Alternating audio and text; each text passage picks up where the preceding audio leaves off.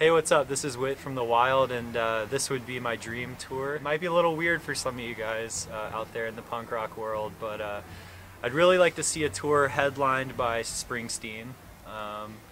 And before Springsteen, I'd like to see Phish play.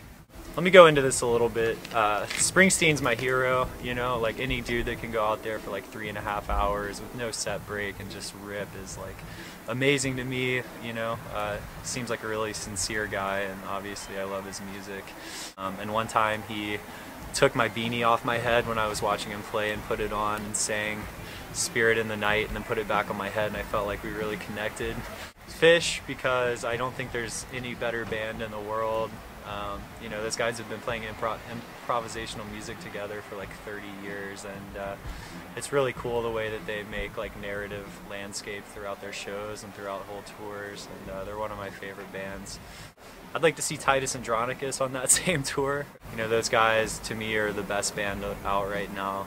They just rip with like the same kind of energy that Springsteen and Phish rip with. You know, it's just a little different, you know.